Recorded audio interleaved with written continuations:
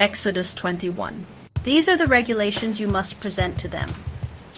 If you buy a Hebrew slave, he may serve for no more than 6 years.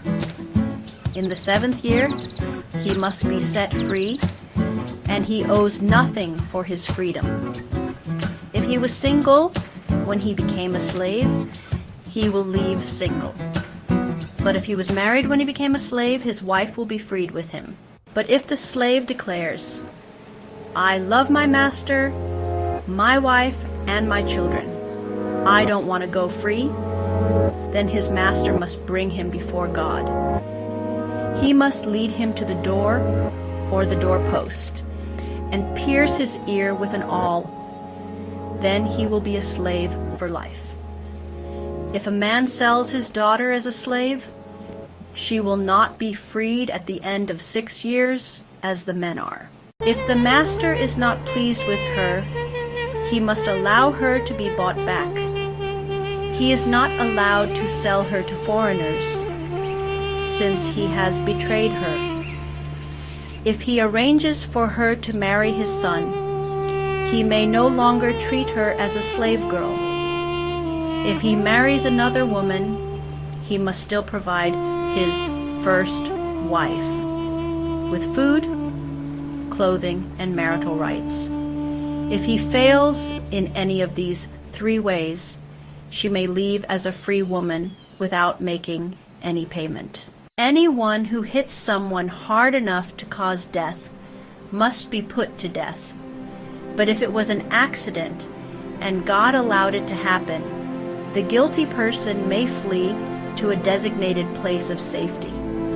However, if someone deliberately murders another person, that person must be dragged away, even from my altar and executed. Anyone who attacks father or mother must be put to death. Anyone who kidnaps another person and either sells that person into slavery or is found still holding the person must be put to death.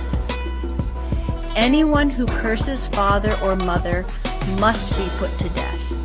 If people are fighting and one hits the other with a stone or fist and injures the person but not fatally, the one who hit the other is responsible only for paying for the injured person's lost work time and medical expenses until recovery.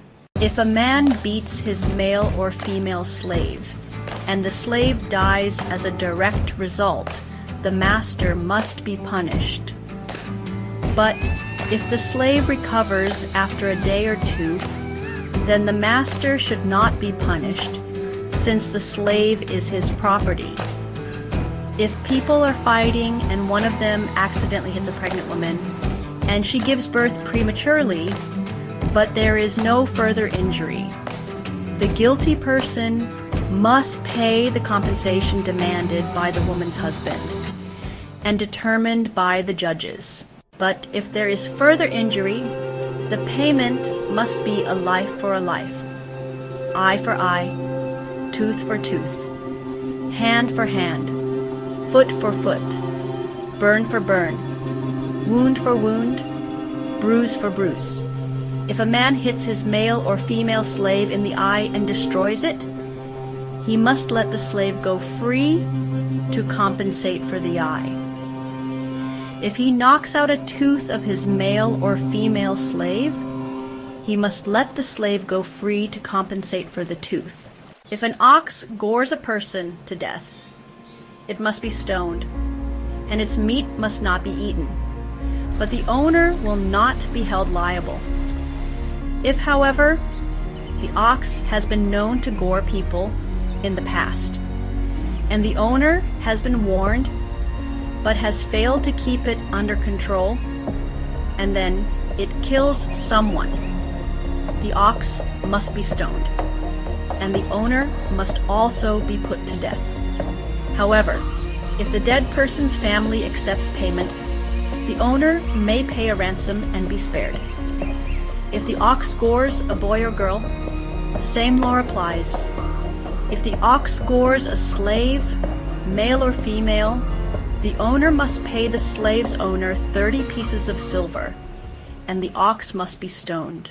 If someone removes the cover of a pit, or digs a pit and fails to cover it, and an ox or donkey falls into it, the one who opened or dug the pit must pay the owner for the loss. The dead animal becomes his. If one person's ox injures another's, the two owners must sell the live ox and divide the money equally. Then, they must divide the dead animal equally too.